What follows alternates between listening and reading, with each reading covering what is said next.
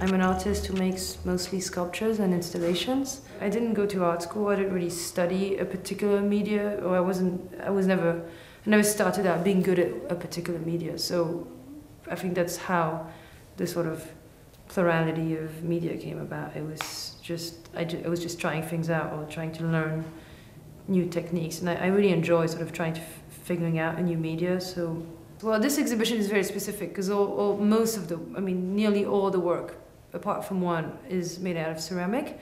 Well, it has a domestic feel to it. I mean, this is what sinks and toilets and, you know, cups and things, and also tchotchkes and crap that sits on, you know, your grandma's mantelpiece kind of things. And I have a sort of interest in, say, decorative arts and sort of kind of feminine ways of working, or working with things that are considered to be feminine media, or at least that was, I guess, my process at the beginning, or playing with that, or making fun of that a little bit, that distinction. So ceramic was perfect. Everything was made in one workshop in Cologne, which is a workshop run by a man called Niels Dietrich, who specializes in making large-scale ceramics with artists and architects.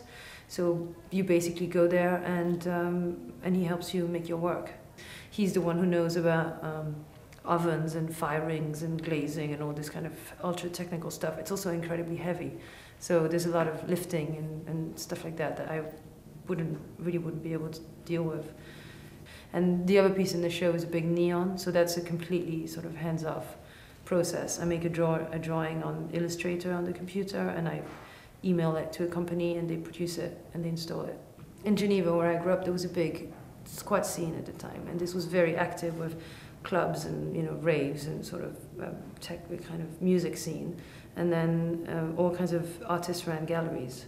And I really enjoyed this sort of mix between these two things, and I liked the way that my artist friends were living. I mean, it just felt like they were so much freer than. Well, when I told my family I was going to be an artist, they thought it was quite a bad idea, I think. I mean, also I'd been to Cambridge. It was quite a good education. They were just like, why would you waste the opportunity of getting a real job for, you know, being an artist, which to most people sounds like you're just going to be poor. And, you know, the way that I began working was actually by writing sort of fragmented story about a group of women living in the desert in New Mexico and making artwork that was supposed to be their artwork.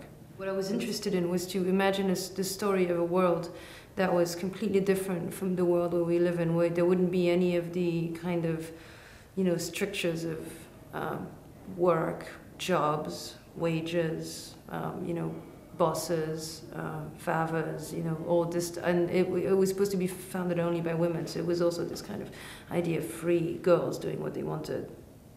The work which is behind me is ceramic from the new series for the exhibition at Timothy Taylor. Basically what I did is I picked out a certain number of signs or images at the beginning of making these works, and made molds of these objects, and then kind of assembled them when I was making the work. And one of the motifs that I've been using quite recurrently is the egg. I just find the egg, I mean, the egg is great. It can mean everything. It's geometric. It's, you know, it's birth. It's you know, what was first, the chicken or the egg. It's also a funny thing, and so I end up making this egg and fried egg thing.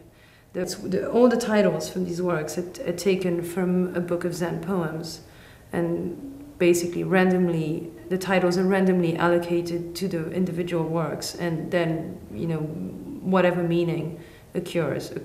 So in this case, it seems to talk about the artist and, you know, the act of presenting their work in the gallery, but some other ones are much more poetic, or how do you say, philosophical maybe.